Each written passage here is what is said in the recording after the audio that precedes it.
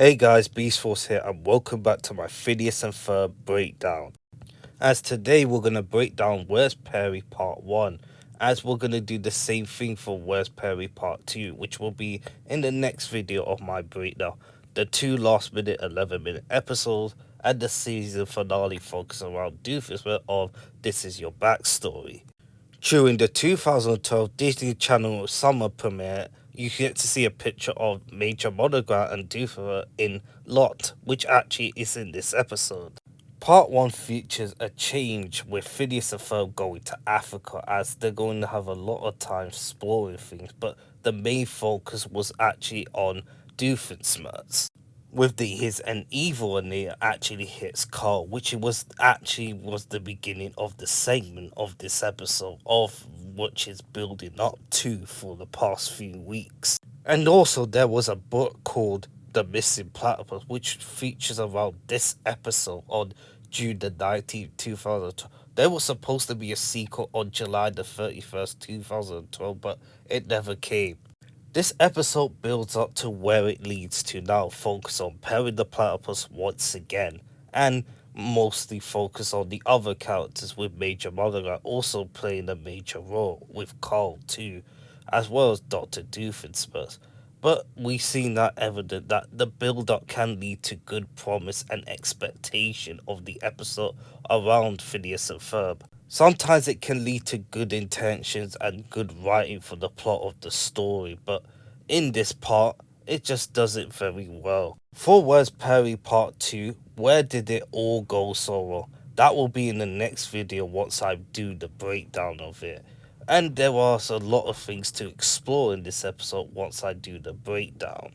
If this is your first breakdown, you're curious to know how the rating system works, there's a detailed description down below, along with my other videos that also has a detailed description down below in my playlist. Bernie Peterson, J.G. Oratera, Kaz and Kim Robertson wrote an episode called Where's Perry, premiered on July the 26th, 2012 on Disney Channel US. The Finfletchers are off to the African safari, leaving Perry at home to deal with Dr. Doofus and his most evil plot yet, to take over the old WCA. But when Doofus accidentally zaps Carl with his ultimate evil data ray, Carl takes over the old WCA and imprisons Doof and Major Monogram. Agent P steps in but gets zapped with Doofus many rays, and in the cliffhangers of all cliffhangers, disappear. That soundtrack was also used in the revival, the first episode, Summer Blockbuster. Mom, I remember our trip to Africa. Arkansas. And which is the 21 largest by area and the 33rd most populous state, so this could be. Chum Ignatius has been trying to get us to visit his... Iggy and Lawrence used to be in college friends together as they're going to reunite. It's actually Iggy for sure. They're meeting all the wild animals. Sorry, Agent P. Miss your family vacation. Use host-estate diversion technique B17. You could have been sending other agents like Sergey the Snail or the other animals to do it. I know they're busy and they're de-worked with some areas, but could there be another way to do this? Another one. Phineas thinks Perry the Platypus is sick, but he is not. But look at Front Face again. Sorry, kids, your mom's right. Animals who are ill. No, I'm a dentist. I just like wearing these hats. And the person who voiced the dentist is D. Bradley Baker, known for doing Perry the Platypus and Dr. Diminutive. Another one. Go enjoy your trip. It's not just one front face, but two. Miss you, little fella. Hello, traveler. Ready to go? Something to tell me. Something important. I know Jeremy hasn't appeared, but it's going to center around Candace and Jeremy's relationship, as Candace will think otherwise for breaking up, but we'll get there soon. Got dinner reservations at Chez Afrique. I thought they were going to say Shea Platypus, but they haven't saw it in that episode. 5-star service. But I got here first. No problem with your muscles. Well, when you get stuck into quicksand, Buford does save you a lot, and this is the first time that Buford Baljeet will ever go on the trip with the Finfletchers, and this is the second time that Isabella went with the trip with the Finfletchers since Swiss Family Phineas in Season 2. Perry would have loved sitting on the tarmac of this visual gag, too. I was a fireside girl myself. The flight attendant is voiced by Vanessa Williams, who plays Zach Underwood's mom on Milo Murphy's Law. Gentlemen, networking is everything. Laura, Easy. Isabella has an obsession of getting patches while being a fireside girl. Well, we're gonna see more of that in this episode. Eating a grub? Not every patch. I don't have to have every... Isabella has to be worried about not earning patches. Well, you have been earning patches through your whole life being a fireside girl. Probably wants to tell me he wants us to... And she's at the window seat, which is a callback to Summer Belongs to You. I get a window seat. Please hang up your phone. Not until we land. 18 hours. Imagine going without an internet for 18 hours. You gotta be draining yourself without life. But overall, we've seen that evidence happens many times that Candace will be okay. No fun. I really love how the film Fletcher's house looks polished. Look at the windows there, the color palette there. It looks good. And a platypus sneezes. On a tree manners? Oh yeah, this is actually the last time that Grandpa Clyde and Betty Jo will ever speak on this Phineas and Ferb. Hopefully we see them again in the revival, but this is actually the last time you hear them speak. But Betty Jo is still voiced by the same voice actor who voices Linda. But didn't actually warrant you missing your family. Bad. So you're telling me that Doofenshmirtz's fake message actually led to Perry the Platypus away from his family? But this turns out to be the case once we see what Carl's become. And they're in Kenya. How can you tell? Because it looks very similar with the outlines and the buildings and stuff. So that's where they are. Jomo Kenyatta International Airport. And this is the evidence that they're in Kenya. Our daughter's blonde. Hours with no texting. And the blonde girl had the same problem as Candace, as she's also voiced by Alison Stoner, the voice of Isabella. Sorry, your call could not be completed. Chanel calling cards? I do not have one. Well, only if you have a Bluetooth and an Apple, like connecting it together, it would actually work. But we all know that's not the case when Candace doesn't have a smartphone yet. Magic me. This is serious. How are you? His name is Anicius E. Camille, if you want to pronounce it, but I'm going to call it Iggy for short. And he is voiced by Eddie Gaffigi, who you know for being on Twilight, X-Men First Class, and House. Well, in the UK version, he is voiced by Lenny Henry, who has his own show called The Lenny Henry Show. Linda and our kids and their friends, everyone. I like how Lawrence introduced Iggy towards his wife Linda and Phineas and Ferb and Isabella too. Chum. Hey, Iggy, how are ya? Teenagers anywhere in the world. Well, there is one way to put about it, Iggy. On, the giraffe is waiting outside. He means the giraffe in Africa, but she thinks that that the giraffe is actually Candace because she has a long neck. The jingle's actually very fast. The fitness equipment lackinate. Fun fact, the Innators had 13 Innators in this episode. That's got to be a new role. I'm not going to do that towards the end of the counter because I don't want to get overwhelmed, so I will do that later on. It's fat and tired. The platypus, don't do it. Here. Oopsie daisy, pushed it myself. And Doofenshmirtz is actually faking it so that he could bring his other Innator so that Perry the Platypus could go away. Perry the Platypus should have known, but I really don't blame him for being oblivious until when Carl gets evil, but we all know. Let's go, Perry! For that decoy Innator. The platypus is out of the picture. And that is very smart that Doofenshmirtz actually faked the Innator so that Perry the Platypus could go away so he could bring out the big guns. But I was thinking, why couldn't he do that in every episode? Then I realized that Perry the Platypus would get suspicious every time, so yeah. Ultimate evil Innator! Like Perry the Platypus is a waste of time. You should have defeated him any time now, but you just keep letting him in by breaking out of traps or escape. But I'm glad that Doofenshmirtz has a bigger mentality to think out a bigger plan here. Take out the big boss. Oh, WCA, goodness. Major monogram. You know, Perry the Platypus never interrupts me. Just wait until we get to the Kimberly altar while he's texting it. Major monogram. Yeah, see? You major monogram turning him evil! And that is a good idea, to blast Major Monogram and turn it to evil so that Doofenshmirtz and him can control the OWCA animals to command him so that he can train code for the tri-state area. I was thinking to myself, why couldn't he do that to his brother Roger? It would actually make more sense, but I understand this now. The OWCA's vast computer network. Well, he did infiltrate the OWCA headquarters, but as an agent, that's going to give him the idea which led to that. OWCA's roof to sunbathe. And he knows Major Monogram will be on the roof. He keeps up the schedule, maybe because he infiltrated inside of the old WCA in Agent 2, so it makes sense. Major Monogram wasn't expecting this, and he still didn't get hit with a mirror. Nice reflection from him, and that actually saved him from becoming evil, but what cost?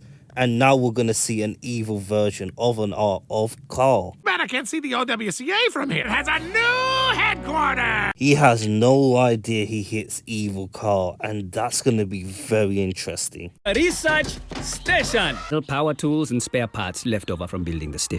And that's gonna give an idea for Phineas and Ferb to make an invention, and it's gonna become in handy until it gets destroyed. You had me at scrap. He said scrap instead of scrap. Need to refuel the truck and we will be on our way. All towers are down for maintenance. Looks like Candace is gonna have to do something to find a way to contact Jeremy. We're gonna have international coverage. A monkey next to Candace. Once we get to the next part, Candace will be going native. Beaver doing the sun rising is actually a reference to the Lion's King. The song is called On the Savannah, which the Finn Fletchers and their friends enjoying the view of Savannah, and she's sung by none other than Carmen Carter, who did the Big Brain and Izzy's Got the Frizzies. I really love how you can see the animals there. And also Cheers the fastest animal, and how come Candace is just running away? No way she would run faster than that, but the cheetah stopped. And the lyrics is true, they do hunt at night as their eyes has adapted to the dark, and this gives them a huge advantage. Holy shit. Look at the way Ferb holding his stick like that while waving while he's 1 foot up. Very cool. Oh, Buford, what the fuck, man? He's eating just a rotten corn dog with spiders or insects there. This scene I love. How Isabella's enjoying with the 360 spin around. This looks cool. They live in the river, but they are very deadly. Go ask Dr. Dominion of Agent T for Team. Hippos? Wait, aren't sharks more... Hippos are much more dangerous than sharks. Not interested. And we see Warhog move past it, and this won't be the last time. Once Perry the Platypus turned into a Warhog in the Kimperley Ultimate. That's twice I mentioned that episode. The visuals in part 1 and part 2 is the strongest part with the animals and the location. It looks so good. And Phineas and Ferb and the gang are going to build an invention to climb over the gorge, and we all know that's going to end in disaster. Wow, they really nailed that name. Every time they mention about the gorge is Grandpa Fletcher doing the gorge in season 1. Highly unconventional vehicle. Oh, Ferb, I know what we're gonna do today. I didn't just capture one front face for this, but 2. That is why there are no kangaroos in Africa, Buford. Oh, man. And you're right, there are no kangaroos in Africa because they ain't native to Africa. It only exists in Australia, the different species of that. You can't escape me, front face Phineas. And again, in front of Isabella. Mama's pen. It is not all glamour. God to build a highly unconventional vehicle. Yourselves, boys. Thanks. I like how Phineas asked Iggy that they can use their equipment to build a highly vehicle for something in Africa, and he lets them. That is very nice. You can't escape the wrath of front face Phineas. Found themselves something to do. You hear that soundtrack again? That was from the What Do It Do episode. Was it when 2 robots fall in love? I will do no such thing about I'm good. They do find out it is Carl, but they should have been. Do you feel that should have been suspicious first, right there? But they do know eventually when we get there. It's true, then who did it? 2 for 1. And now we're going to be introduced to Evil Carl, and this villain, he is very, very ruthless, and he is taking no granted. Traders access to OWCA's supercomputer, the unpaid stooge to do it. He still mentions himself being the unpaid intern. Well, it's gonna come full cycle in this episode and the next episode. Whose skull is he caressing? Teaching us the easiest got the frizzies. And that's a great callback to Izzy's Got the Freezies in Robot Rodeo. Sure, Sankai. Sankai means visiting temples or shrine. Isn't that supposed to be Japan? I remember having to do that when I was a fireside girl. It also confirms that there are fireside girls in Africa, just like in France. What you do? Does muscle so we can hide. The song is called Highly Unconventional Vehicle, which Phineas and Ferb are building, and it has a Greek mythology, but in the full version, Buford does not have a line. And they're using it to combine the all animals to use their abilities. And it could go through rocks and anything. I really love the detail of the highly unconventional vehicle of the blueprint. You get to see the designs of a giraffe, elephant, zebra, and all this stuff. And it can dance too. It has everything. Man, a high unconventional vehicle can do anything, but except the end. As I go back and pause in the mainframe, 6 front face videos I pause. This is absolutely nuts. Go to Arkansas with the boy. This is one of my favorite scenes, that Perry the Platypus still has a picture of Phineas and Ferb. That has that cartoon filter that makes you want to care, and this makes me care a lot with the dynamic of Phineas and Ferb and Perry with the ownership they have together. We've seen that since the second dimension, but their memories get erased, but I really love how Perry still remembers. Also, this is the third time that Perry has gone longer. Remember, oh, there you are, Perry. And the second one was in the movie, The Second Dimension. That's because he's not officially an employee. You don't pay him? He gets college credit. Sure you're not evil?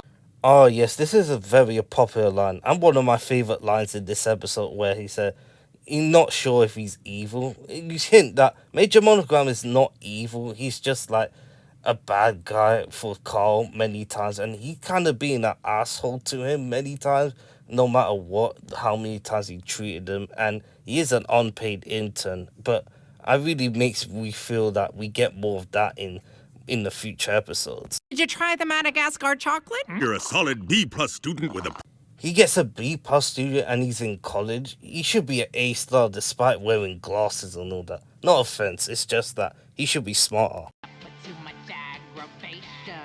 The song is called Evil for Extra Credit, as he was sat by different alter evilinator, and it was actually confirmed on June the 24th, 2011, on my birthday. But this is the 5th song. Is co-written by the leader Boney for Suit, who actually did the voice of Danny, who helped. Rotation. Even Doofus versus jamming to that song is hilarious.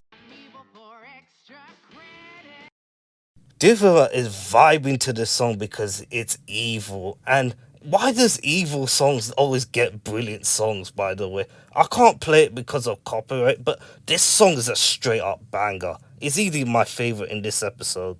Look at the loop that Doofus keep on dancing again and again. I got to make a GIF for that. Relatable, Carl. If I was losing the video game, I would reset it. I would be crashing out. And he summoned up backup dancers just like Doofusverse. Man, Carl's got game. Doofusverse continue to vibe with this song because it's evil, and I don't really blame him. I'll be vibing too. The dances that Carl moves is very similar to High School Musical 3, but aside of that, the song is a straight up banger. I like the high conventional vehicle and Savannah, but this is easily the best song in this episode. Tyler Mann does a great job as Carl, and his singing is absolutely brilliant. And I hope he gets more in the revival, but it's such a shame he doesn't get much singing other than the main cast of Phineas and Ferb. Be an unpaid intern. And he's still causing the unpaid intern. Now you know why Carl works at night shift in more than an intern. That gives me an idea. He's gonna get the straw so that he can contact Agent P from the communicator or the phone. The entire savannah from up there. France calls wildebeest under glass. Look at Mr. and Mrs. Flynn Fletcher dressed up nicely. Florence with the suit and the tie with the blue shirt or something.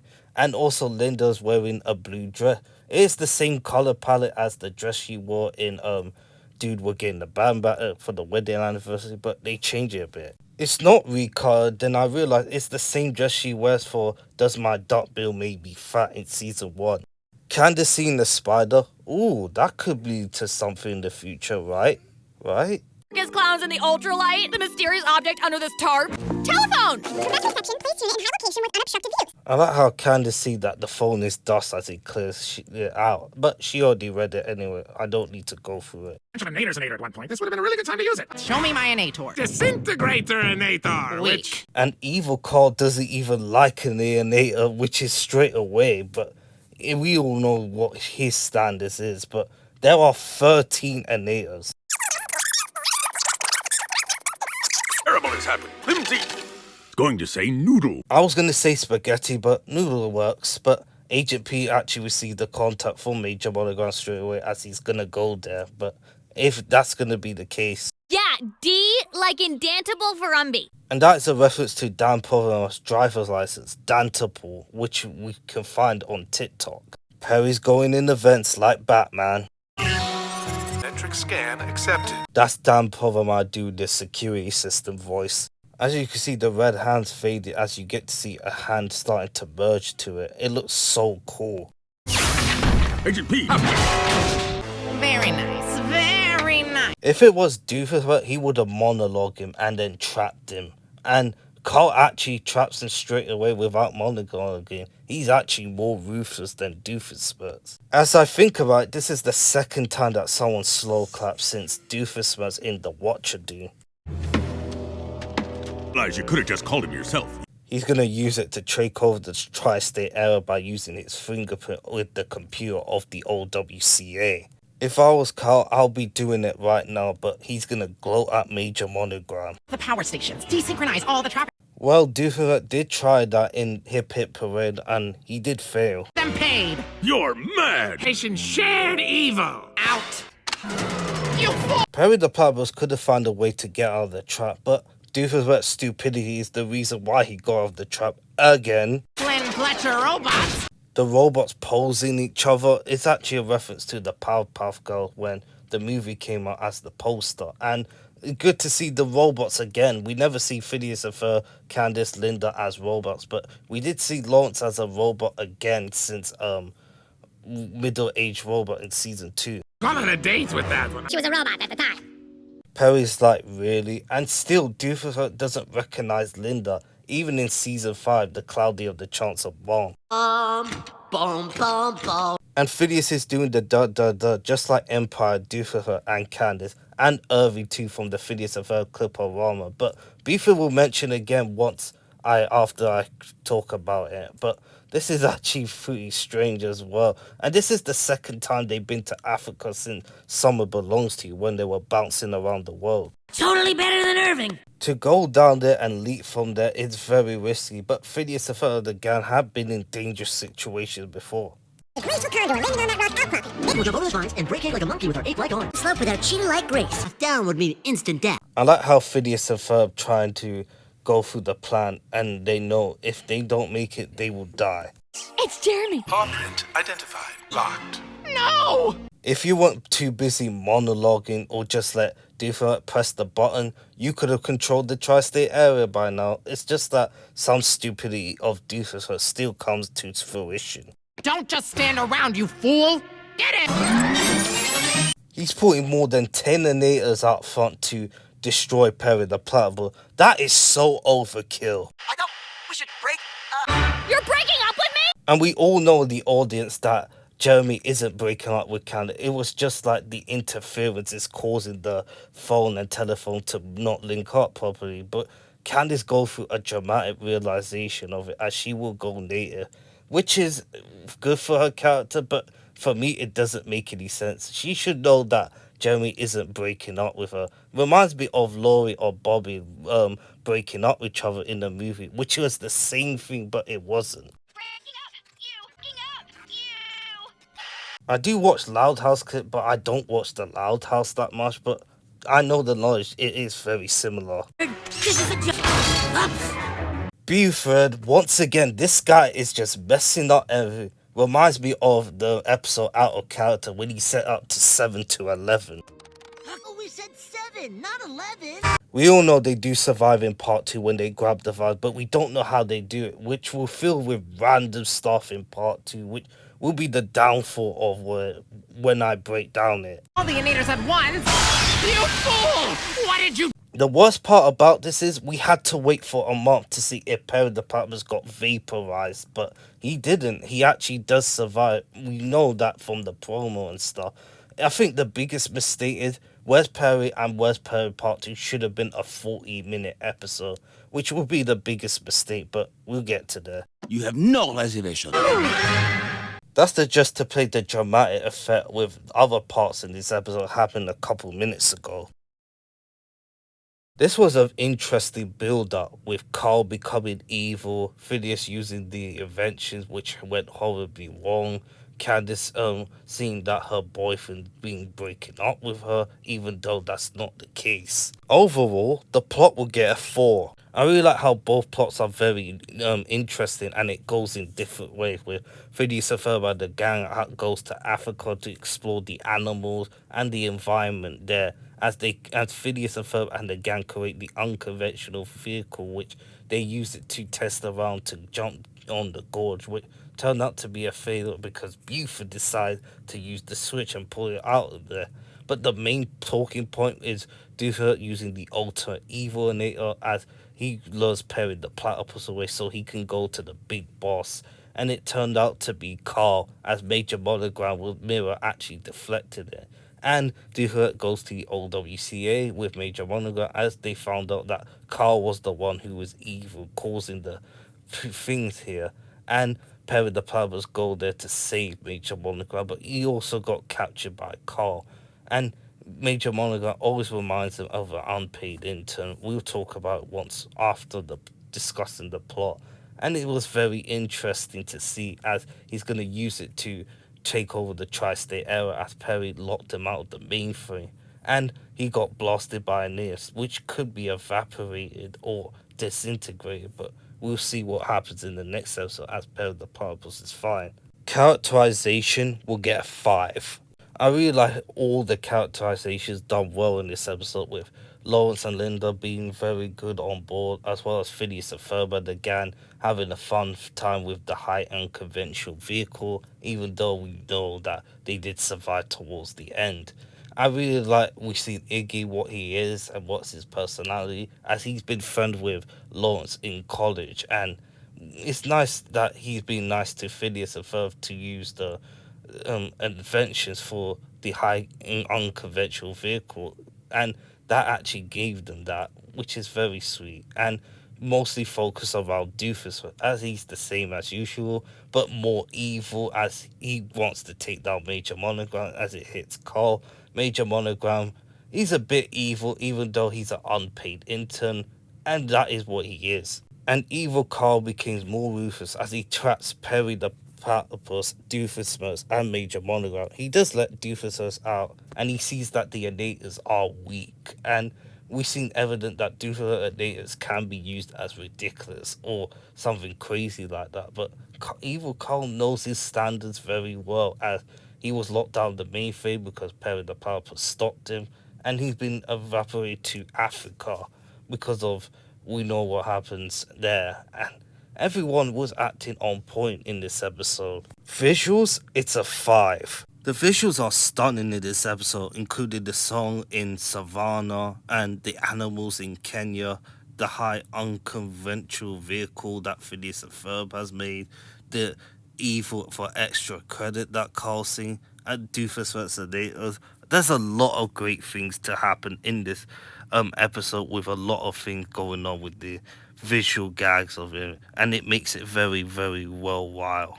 Importance, it's a 4. People forget that they released many promos of this episode, which actually leads up to here, which is very interesting to see. And also they're getting a Where's Perry Part 2, who might admit the episode isn't as good to it, but we'll get there. But overall, it is very important if you watch it. Entertainment, of course, it's a 5. 23 out of 25. I didn't expect it to rank that high, but my word, the visuals aged well, the song aged well, and the plot was very good in both sides. Even in the episode came out 13 years ago, it is still rewatchable. Evil Carl, the unconventional vehicle, and a lot of things happening between the environment, which plays to the strengths of Phineas and Ferb, and it does it very well. But the question is, will part 2 ever stick up where part 1 started? We'll find out. I checked in the Wikipedia to see how many innators that Doofus had in this episode, and it's overwhelmingly 13 innators, as I'm going to bring the count up right now. And Dan Power and I were actually recorded this line on a documentary called I Know That Voice, where the voice actors actually performed their voice acting. According to John Colton Parry, this episode is originally set in Australia, but the writers are not satisfied, which outlined them to change the location to Africa. And to be honest, it is the right decision, as we never got one episode where they were in Australia. Maybe Perry the Platypus and Doof may have one episode, but it didn't happen. Maybe the revival could center that. And also, there are tons of trivia in this episode where Candice uses the banana this time as also international cover from Summer Belongs to You, and known just to stretch your leg, which is a reference to Undercover Carl. I'll put this in the screen just to make sure that I did forget many, but I'll show you again. I did a poll on the last time, which will be the OWC and Love Muffin, but I'm not going to do that just yet until the next episode to see how it plays out. I hope this gets uploaded today, and if it does, I will be doing Where's Perry Part 2 tomorrow. It won't get uploaded, the Part 2 version, but I will be doing some editing and stuff to give my thoughts and opinions. Put it down in the comments down below on what your episode of this so far. Let me know in the community tab when it goes live, and until then, hope you have a fantastic day. As always, see ya.